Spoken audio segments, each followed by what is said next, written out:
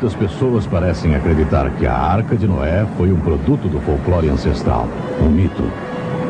Mas existem cada vez mais provas do relato bíblico sobre a Arca e o dilúvio que não podem ser ignoradas. Há um número sempre crescente de cientistas que acreditam que as evidências geológicas indicam que uma enchente global, como a descrita do livro de Gênesis, foi realmente um fato histórico. E existem vários relatos de uma estrutura como uma embarcação ter sido avistada no topo coberto de neve no Monte Ararat, na Turquia, que tem atraído a atenção mundial à questão da Arca. E isso já resultou em várias expedições. As frustrações sem fim que essas expedições passam nos seus esforços de pesquisarem a montanha só servem para aumentar o interesse. Se a Arca de fato fosse encontrada no Monte Ararat, dizem que essa seria a maior descoberta arqueológica de todos os tempos e, para o maior dos céticos, uma evidência poderosa de que a Terra experimentou uma enchente global de cobrir montanhas, assim como a Bíblia a descreve. Se houve realmente um dilúvio, e se nós todos formos descendentes de Noé, pareceria estranho se só o povo judeu fosse o único a ter alguma memória disso. Mas esse não é o caso. Nas lendas e mitologias de tribos por todo o mundo, foram verificadas referências a um grande cataclismo das águas. Na verdade, os antropólogos têm colecionado 59 lendas sobre o dilúvio dos aborígenes na América do Norte, 46 da América Central e América do Sul, 31 da Europa, 17 do Oriente Médio, 23 da Ásia e 37 das ilhas dos mares do Sul e da Austrália. Nenhum de nós viventes é descendente da raça original do homem que pereceu. Nós, numerosos como somos, não somos nada mais que uma segunda raça nascida de Deucalion. O povo original era cheio de orgulho e insolência, não cumpriu suas promessas, não eram hospitaleiros com os estranhos e eram surdos aos suplicantes. Muito depois do tempo de Kumurunua, o primeiro homem, a terra se tornou perversa e sem cuidado de adorar os deuses. Um homem foi íntegro, Nu. O deus Cronos apareceu para ele num sonho e anunciou que no dia 15 do mês da Ísios, todos os homens morreriam numa enchente. Deucalion me colocou num grande baú com suas esposas e crianças, e com eles vieram porcos e cavalos e leões e serpentes e todos os tipos de animais da terra. Ele recebeu-os todos. E um velho construiu um grande navio e entrou nele com sua família e uma abundância de animais. Nu construiu uma grande canoa com uma casa nela e abasteceu-a de comida, trazendo plantas e animais para dentro dela. Mas antes da enchente começar, Deus avisou o homem Nota e sua mulher Nena, dizendo: torne oca uma árvore cipreste, na qual você deverá entrar no mês Tososde. As águas se aproximarão do céu. Eles entraram e Deus os fechou lá dentro. O irado Deus me benga, então ajuntou as nuvens escuras e as fez estourar, derramando corredeiras de águas por sobre a terra amaldiçoada. A terra abriu suas comportas de repente, grandes chuvas caíram, os rios transbordaram. Os rios partindo-se correram pelas planícies, trazendo consigo as plantações de milho, os túmulos, rebanhos, homens, casas e templos. Como troncos e árvores, os cadáveres flutuavam. Como desovas, os peixes agora ocupavam o mar. Cidades, montes, montanhas lentamente foram submergidas. E agora o mar e a terra não tinham mais marca distinguindo-as. Tudo agora era oceano. O lobo nada com a ovelha. Todo dia choveu, toda noite choveu. O céu caiu, não havia terra. Animais de todos os tipos afogaram-se. Não havia terra. Os pássaros voavam por muito tempo sem achar terra onde repousar. Falhavam suas asas e eles caíam no mar. Deus sobrecarregou a terra de água, exceto Deucalion, que por sua virtude e piedade foi salvo para dar vida a uma nova raça humana. Depois de 1 ano, as águas começaram a baixar. Um vento violento então veio e secou a terra. Ele soltou um corvo que não voltou, ficando para se alimentar dos cadáveres. Porém, mais tarde, retornou com o ramo verde. As pessoas salvas eram 8 e desceram em Mibenga. Mesmo sendo essas lendas antigas frequentemente interligadas com óbvia mitologia, variando nos detalhes, elas concordam em 3 fatos básicos. Houve uma embarcação segura. Houve destruição por águas. E a semente humana foi salva.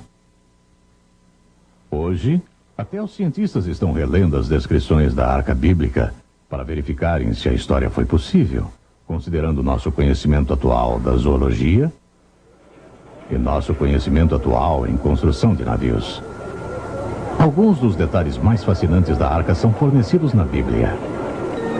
E Deus disse: faze uma arca de tábuas de cipreste. Nela farás compartimentos, e a calafetarás com betume por dentro e por fora. E desse modo a farás. De 300 côvados será o comprimento, de 50 a largura, e a altura de 30. Farás ao seu redor aberturas ou janelas de 1 côvado de altura. A porta da arca colocarás lateralmente.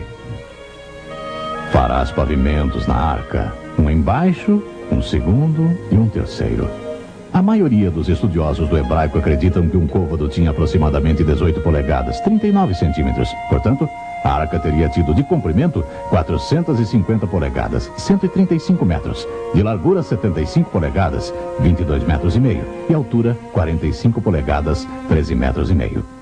Para se obter uma ideia do tamanho dessa arca gigantesca, pode-se compará-la com um típico prédio comercial de 1 andar. A Arca de Noé dizem ter sido a maior embarcação da navegação marítima já construída até o final do século XIX, quando os navios de metal começaram a ser construídos. Ela tem uma proporção do comprimento para a largura de 6 para 1, que é excelente para sua estabilidade em alto mar. Na verdade, construtores modernos dizem que seria quase impossível ela virar. De qualquer maneira, ela era admiravelmente capaz de navegar pelas terríveis tempestades do ano do dilúvio. Porém, será que a arca era suficientemente grande para acomodar o número de animais necessários? O espaço total disponível era de mais de 100 mil pés quadrados, 3 mil metros quadrados, que seria mais espaço do que 20 quadras oficiais de basquetes.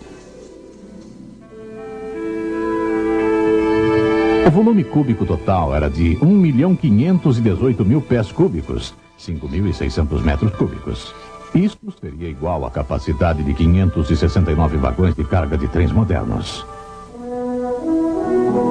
Aí então vem a questão: quantos animais terrestres teriam de ser levados a bordo da arca para sobreviverem ao dilúvio?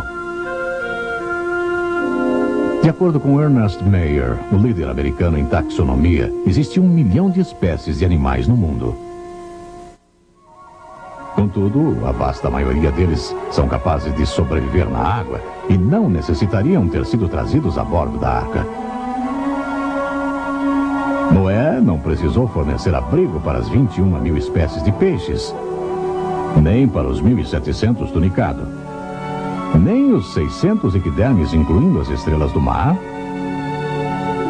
e ouriços do mar, nem os 107 mil moluscos, tais como os caramujos, mariscos e ostras, ou os 10 mil selenterados, como os corais e croides, as anêmonas do mar e águas-vivas, ou as 5 mil espécies de esponjas, ou os 30.000 protozoários, que são as criaturas unicelulares.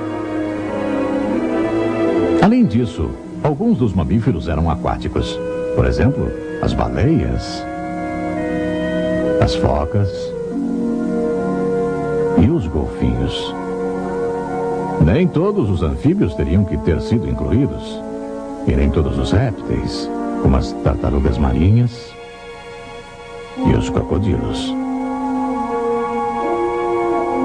Além do mais, grande número de artrópodes, em número de 838.000 espécies, tais como as lagostas, os camarões e os mini-crustáceos, os siris e as cracas são criaturas marinhas. E as espécies dos insetos entre os artrópodes são geralmente muito pequenos. Também muitas das 35.000 espécies de vermes, bem como muitos dos insetos, poderiam ter sobrevivido fora da arca. Os autores Morris e Whitcomb, em seu livro clássico O Dilúvio de Gênesis, afirmam que não mais do que 35.000 animais individuais precisaram entrar na arca.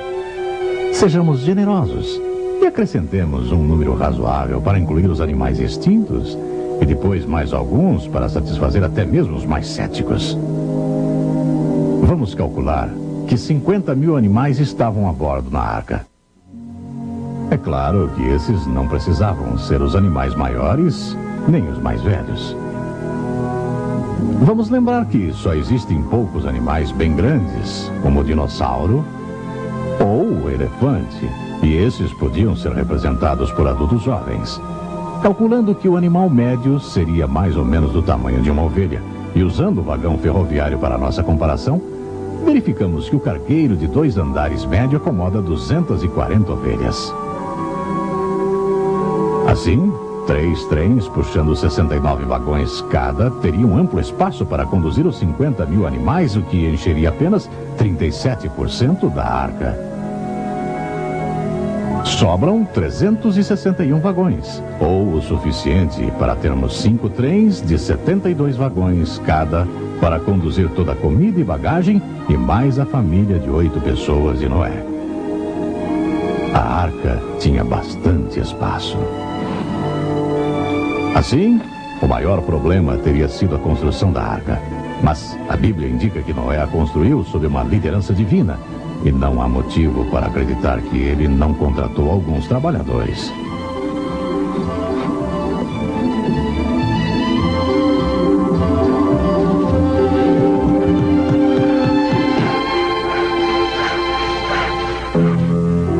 Outro enorme problema apresentado por algumas pessoas seria o recolher dos animais de cada espécie terrestre e trazê-los para dentro da arca.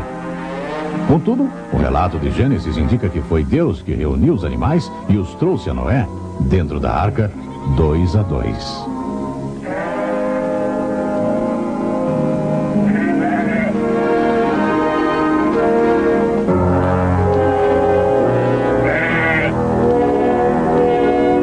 Alguns sugerem que isso pode ter sido a origem do instinto dos animais de migração, e se não o originou, pelo menos o intensificou. Nós também sabemos que a maioria dos animais possuem a habilidade de detectar o perigo e se moverem para um lugar de segurança. Muitos sugerem que os problemas de Noé realmente começaram a partir do ponto em que todos estavam a bordo. Com apenas 8 pessoas para alimentar, dar água e fornecer ar fresco e sanitização para a imensa coleção de animais selvagens por um total de 371 dias. Porém, vários cientistas sugerem que os animais entraram em um tipo de dormência. Dizem que em quase todos os grupos de animais existe pelo menos uma indicação latente da habilidade dos animais para a hibernação. Provavelmente, essas habilidades foram intensificadas sobrenaturalmente durante esse período. Com as funções dos organismos reduzidas ao mínimo, diminuía o trabalho de cuidar deles. Deparamos-nos, pois, com a questão: de onde veio a água? O relato de Gênesis simplesmente diz: no ano 600 da vida de Noé, aos 17 dias do 2º mês, nesse dia, romperam-se todas as fontes do grande abismo, e as comportas do céu se abriram, e houve copiosa chuva sobre a terra, durante 40 dias e 40 noites. Muitos acreditam que antes do dilúvio havia uma estupenda cobertura transparente de vapor que envolvia a terra, colocada ali por Deus no segundo dia da criação, quando ele fez separação das águas debaixo do firmamento, das águas sobre o firmamento. Eles acreditam que essa chuva de 40 dias e 40 noites nada mais é do que o colapso dessa cobertura de vapor. Em contraste, os cientistas nos dizem que se todo o vapor de água e nuvens da atmosfera condensasse e caísse na Terra, as chuvas não durariam muito tempo e produziriam uma profundidade média de 2 polegadas, 5 centímetros. Se uma cobertura de vapor de tal magnitude existisse desde o segundo dia da semana da criação até o dilúvio, então as condições climáticas teriam sido bem diferentes das de hoje.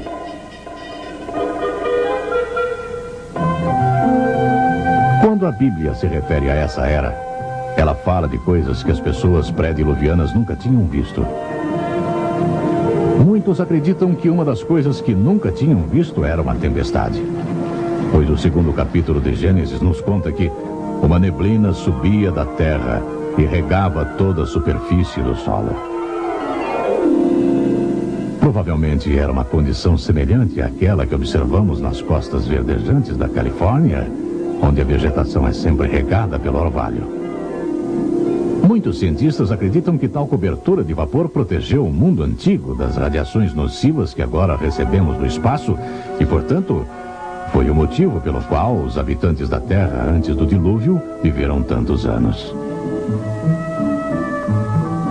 Além do mais, tal cobertura de vapor causaria um efeito estufa, tendendo a manter uma temperatura igualada em todo o planeta. Já é um fato bem conhecido pelos registros fósseis que plantas e animais tropicais viveram por toda a Terra, inclusive onde agora temos as regiões dos polos. Só depois que as comportas do céu se abriram e as águas caíram sobre a Terra, é que a Bíblia fala de grandes ventos, o que implicaria em diferenças de temperaturas significantes entre as regiões polares e tropicais pela primeira vez. Nessas regiões polares, onde plantas e animais tropicais viveram em abundância um dia, de repente começaram a acumular imensas massas de neve e gelo, o que deve ter resultado na grande era glacial depois do período do dilúvio. Mas as águas do dilúvio não vieram só de cima. Até ainda mais espetacular, reservatórios de água subterrâneos cuspiram água para fora. Romperam-se todas as fontes do grande abismo. As bacias dos oceanos subiram.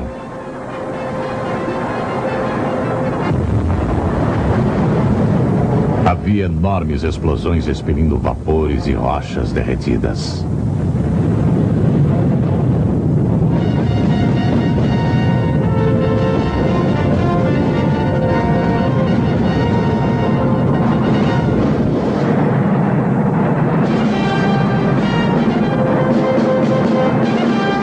As águas continuaram a subir, até 6 semanas mais tarde, onde o dilúvio alcançou o ponto máximo, com profundidade que cobriu as montanhas e manteve-se assim por 110 dias, até que as águas haviam destruído todos os seres viventes dos continentes, exceto os que estavam na arca, que receberam um cuidado amoroso e especial de Deus.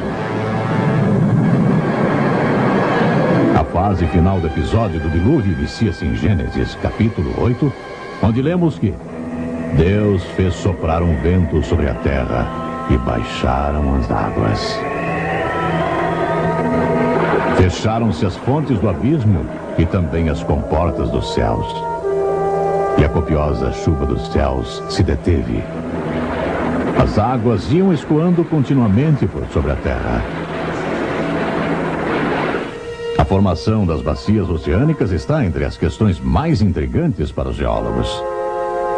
Causa igual perplexidade a elevação das montanhas, como evidenciado por tantas teorias mutantes.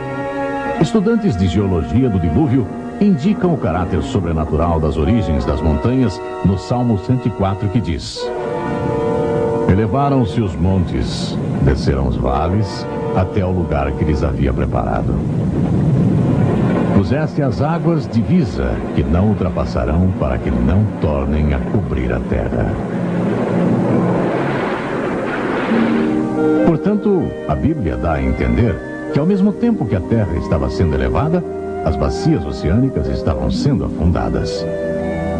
Porque as águas, ao abaixarem, deixam para trás marcas de níveis, como podemos ver nas beiradas de um reservatório que vai se esvaziando. Assim, nós esperamos ver esse mesmo tipo de marcas na costa dos continentes ao redor do mundo. E isso é exatamente o que encontramos em todos os continentes. Essas antigas marcas de níveis podem até ser vistas claramente ao longo da costa da Califórnia, onde cidades foram construídas em cima delas. Assim também podemos ver esse mesmo efeito terraço ao longo de lagos terra adentro que represaram o restante do dilúvio. Muitos desses lagos acredita-se estarem localizados na parte oeste dos Estados Unidos. Dentre eles está o Lago Bonneville, que cobriu boa parte do estado de Utah. O Lago Great Salt, sendo um dos ainda restantes. Ele ainda mostra 4 marcas de níveis distintas, sendo a mais alta a 350 metros acima do nível atual. Dentre outros lagos do oeste que possuem águas restantes do dilúvio estão o Lago Lahontan, que cobriu grande parte do estado de Nevada, e o Lago Manley, que cobriu o Vale da Morte. Assim como as águas iam se escoando continuamente de sobre a terra, espera-se ver que as águas cortaram imensos vales na terra fofa e não consolidada ao abrirem caminho às bacias oceânicas a que desceram. E isso é exatamente o que encontramos. Praticamente todos os vales de rios são mais fundos e mais largos do que os seus sistemas atuais necessitam, indicando que uma vez carregaram muito maior volume de águas. Na verdade, a maior parte da terra está coberta com água do dilúvio. Mais de 70% da superfície da terra está submersa a uma média de 3 quilômetros de profundidade. E em certa parte do Oceano Pacífico, a média de quase 12 quilômetros de profundidade. Também existe muita água armazenada na forma de imensos continentes de gelo no Polo Norte e Sul. O dilúvio deixou suas digitais inapagáveis na formação geológica do nosso planeta. Por toda parte nós vemos camadas após camadas de sedimentação depositadas pela ação selecionadora das águas em movimento. Também encontramos camadas intercaladas de sedimentação e leitos de fósseis. Nós, na verdade, vivemos num vasto cemitério de fósseis. Esses fósseis parecem ter sido formados pelo sepultamento repentino de um tremendo dilúvio que evitou uma rápida deterioração e decomposição em que os minerais reconstituíram suas estruturas celulares. Nossos vastos depósitos de óleo, gás natural e carvão são chamados de combustíveis fossilizados. Evidências indicam que eles são restos carbonizados de grandes massas de plantas e animais marinhos que foram varridos e rapidamente sepultados por toneladas de sedimentos.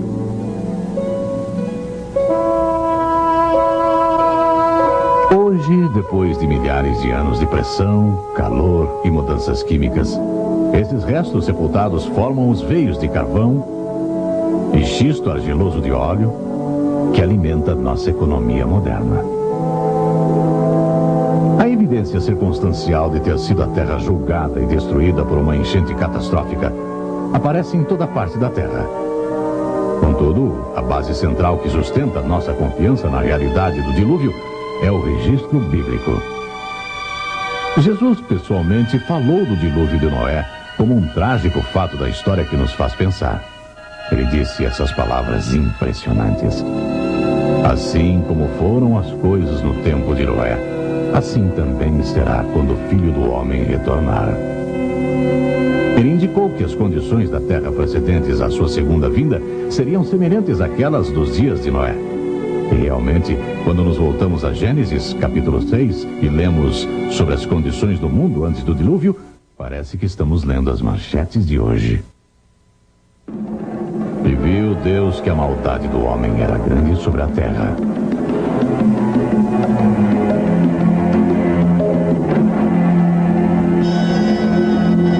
E que toda a imaginação e propósito de seu coração era continuamente mau. A terra estava corrompida à vista de Deus e cheia de violência.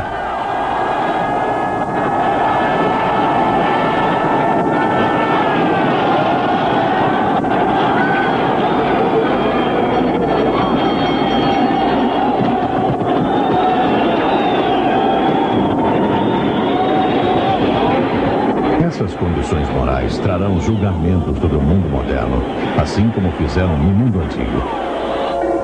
Em 2 Pedro, lemos que nos últimos dias, os homens irão negar que o mundo foi criado sobrenaturalmente por Deus. Eles irão negar que já houve uma enchente global, como a descrita na Bíblia. E da mesma maneira que o mundo antigo zombou da possibilidade do dilúvio, ele zombará da possibilidade da vinda de Cristo ao mundo, que eventualmente resultará em uma destruição dos céus e da terra por fogo. Mas tão certo como Deus criou o mundo por sua palavra e enviou o dilúvio por sua palavra, ele também manterá sua palavra a respeito do julgamento pelo fogo. Pedro escreve: ora, os céus e a terra que agora existem, pela mesma palavra, têm sido entesourados para fogo, estando reservados para o dia do juízo e destruição dos homens ímpios. Virá, entretanto, como ladrão, o dia do Senhor, no qual os céus passarão com estrepitoso estrondo e os elementos se desfarão abrasados. A terra também e as obras que nela existem serão atingidas.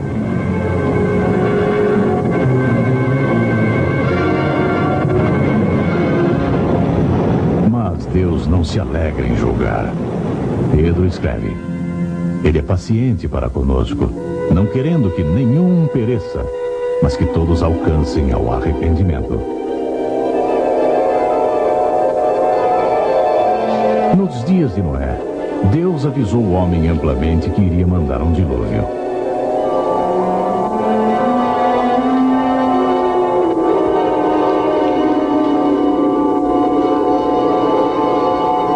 Por 120 anos, Noé construiu a arca.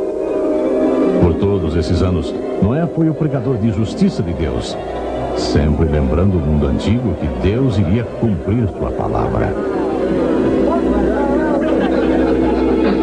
Lembre-se, o Deus que disse a Noé como sobreviver ao dilúvio, tem nos contado na Bíblia como sobreviver à sua ira, para nos achegarmos por fé, o tipo de fé que resulta em obediência a Deus. Nenhum de nós obedece seus mandamentos completamente. Somos todos pecadores e merecedores do julgamento de Deus. Porém, na cruz do Calvário, Jesus Cristo sofreu o julgamento de Deus pelos pecados de toda a humanidade. O próprio Criador morreu pelos pecados do homem que ele criou. Jesus disse: todo aquele que ouvir minha palavra e acreditar em quem me enviou, tem vida eterna e não será condenado. Ele atravessou da morte para a vida. A fé implícita de Noé em seu Deus o salvou e pode te salvar. Foi a fé que Noé teve que o levou a obedecer às instruções de Deus para construir a arca.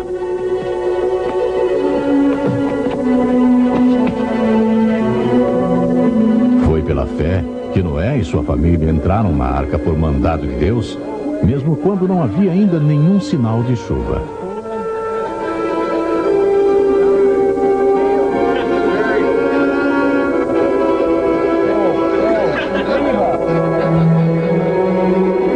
Assim também cada um de nós, por um passo de fé, colocamos nossas vidas aos cuidados do Filho de Deus, que morreu em troca dos nossos pecados na cruz.